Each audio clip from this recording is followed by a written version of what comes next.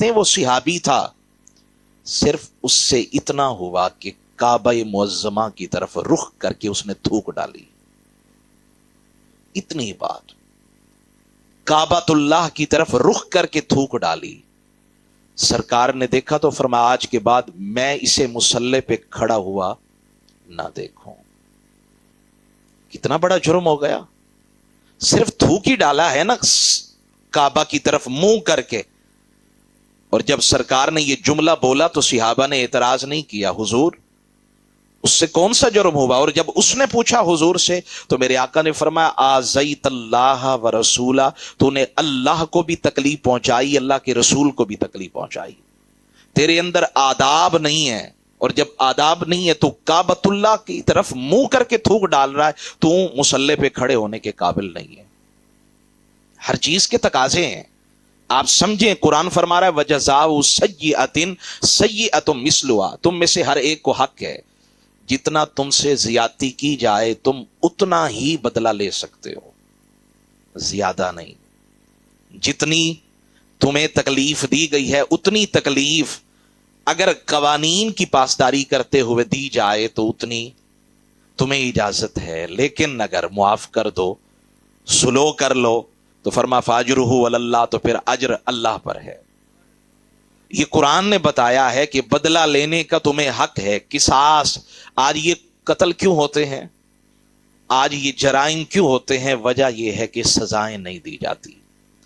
مجرم کو عدالت کے کٹ گرے میں کھڑا کیا جاتا ہے، ایک بندہ مر جاتا ہے، اس کے مقدمے کا فیصلہ بعد میں ہو رہا ہوتا ہے، لوگ مر جاتے ہیں، لاکھوں لگاتے ہیں، وہ کہتے ہیں کانوں کو ہاتھ لگا کے ہمیں تھانہ کچہری کی طرف نہ جانا پڑے۔ یہ حالات ہو گئے۔ حضرت حذیفہ ہے یا کوئی اور اس میں گرامی ہے، وہ نہ کہتے ہیں کہ میں نے اپنی امی جان سے اجازت مانگی، اگر آپ اجازت دیں تو آج میں حضور کے پیچھے نماز نہ پڑھ کے آؤں۔ یعنی نماز پڑھنے کے لیے بھی صحابی اپنی امی سے، بولیں ذرا، اپنی امی سے اجازت مانگ رہے ہیں، امی اگر آپ اجازت دیں تو آج میرا دل کر رہا ہے میں حضور کے پیچھے نماز پڑھ کے آؤں، اور پھر اپنے لیے اور آپ کے لیے دعا بھی کرواؤں گا۔ اور لاکھوں سلام اس نبی رحمت پر صلی اللہ علیہ وآلہ وسلم۔ نماز پڑھی، مغرب کی نماز پڑھی، اور پھر حضور نے عشاء کی نماز پڑھائی۔ نماز پڑھا کر حضور اپنے کاشانہ نور کی طرف چل پڑے، اور حضرت حذیفہ جو ہیں وہ پیچھے پیچھے دبے قدموں چل پڑے، پیچھے سے آواز نہیں لگائی، چل پڑے۔ کرم فرمائیں گے تو پلٹ کر دیکھ لیں گے، روکنا نہیں ہے، آداب کے خلاف ہے۔ اور حضور نے قدموں کی آہٹ کو سنا تو موڑے بغیر فرمانے لگے کون ہے؟ پھر خود ہی فرمایا حذیفہ تو نہیں ہے۔ کیا فرمایا؟ پہلے پوچھا کون ہے، پھر فرمایا تو حذیفہ تو نہیں ہے، پھر فرمایا کیا حاجت ہے؟ یہ بات فرما کر پھر فرمانے لگے اللہ تیری بھی مغفرت فرمائے، تیری ماں کی بھی مغفرت فرمائے، بن مانگے سب کچھ عطا کر دیا۔